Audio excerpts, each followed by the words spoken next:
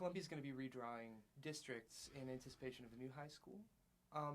What aspects of those changes are the most important? That could be keeping classes together, transportation, and how would you address that?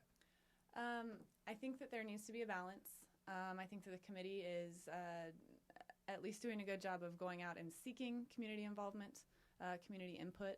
I don't know how much the community is actually participating. I was at a meeting where there were at least half a dozen committee members and a total of 30 people in the room, so that leaves only about 24 community members giving their input, which is very few at a middle school as big as Gentry. However, I think that they are doing a good job of looking at all of the aspects. I do think that there needs to be a balance between mirroring the diversity of our town, of our city, within the schools, and also balancing transportation. I've said this several times. I'm a neighborhood school romantic. I wish that we could all just go to our neighborhood school. But the truth is that as Columbia grows, that's going to create some inner city schools, and that can't happen. We can't have places where parents don't feel safe sending their children and teachers don't want to teach. So we have to balance those two top priorities. You mentioned children moving from one school to another. I think as far as during this 2 or 3 year transition period until we get everyone into the schools that they're going to be in, intermediate and high school, I think it's important that we reduce the number of transitions, and if that means that they travel through the transitions in cohorts, as in stick with their elementary group all the way through, I think that's very important. That's a very tumultuous time socially and emotionally for those kids, and I think it's important that they are eased in more ways than one. Apologize for the video-related technical difficulties. I just have a few more questions. That seems to do it nicely. So I'm going to talk a little bit about budgets right now. With budgets being tight, how are we going to be able to distribute and take care of, how are we going to be able to take care of the needs of all of Columbia's students with the limited money that we have? I think right now you see a big disparity, especially at the elementary schools, where PTAs can kick in some cases, and in other cases there's not a whole lot of monetary disbursement through the PTA. So that's one way to solve it. Again, that goes down to having a community school, a community feel to your school where people feel like it's important to be involved.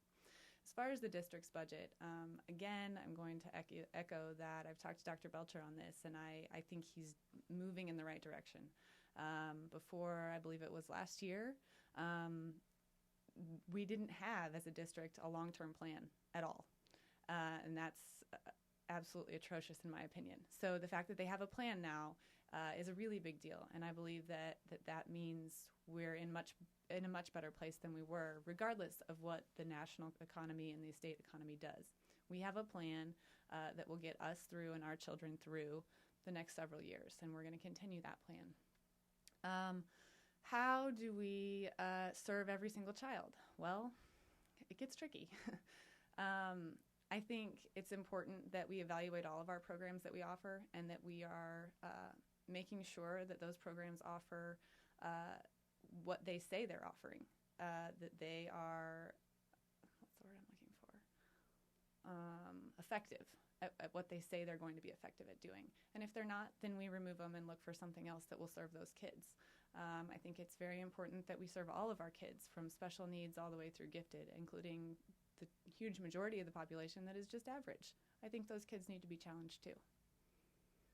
To bring things full circle a little bit, talk about nutrition. You talked about that plan. With your emphasis on nutrition and on physical education, how will you sort of, what are your steps? What's your procedure for incorporating that into the plan? Well, this is the most fun for me to talk about.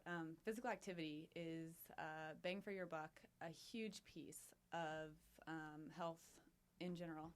I would like to see us offer some community integrated programs where we can open up our gymnasiums in our schools for teachers and other community members to take a fitness class, whether it's taught by, one of the local gyms here in town or even a university professor, whoever, and expand those facilities as well so that we have room to have PE all through the day and not cut out 2 hours in the middle for lunchtime. So those are a couple of the big ones. Walking school bus, I'm a huge proponent of that. I don't think it's enough. I think it needs to be at every school. I think they're working on that. But I also think that extra 15 minutes is not enough. It makes a dent, but we need to see more breaks. They call them brain breaks in the industry. Get up and move your kids around in the classroom. Get them out and walk them on the track if there is one at your school. Bring them back in for the math lesson. Whatever it takes. Increasing, right now we have A, B, C, D rotations. It's a nightmare. PE needs to be maybe every day. Truly, I believe it needs to be every day. Is that realistic right now in this district? No. But I'd like to see it move towards more of a daily focus. All right. Is there any important aspect that we haven't covered? Well, to bring up? Yeah, I want to make sure that everyone knows that one of the things that sets me apart is that I am a candidate who has been in the schools in the past 4 years. I've been in 25 of the 28 schools in most of the past 2 years. I know what's going on in the schools. I have a feel for what Columbia Public Schools is trying to be about, what they're about now, and what's important to the teachers and to some of the families. I've been a substitute. I've been a volunteer. I've been a parent. I have a third grader at Lee, and that sets me apart from some of the other candidates who haven't been on the board yet. As a board member, it's your job to be in the schools and to see what's going on, and we have 2 candidates in the race that have that job. I haven't had that job yet, but I've been kind of doing it from a different view. So I think that's it. Okay, thanks very much.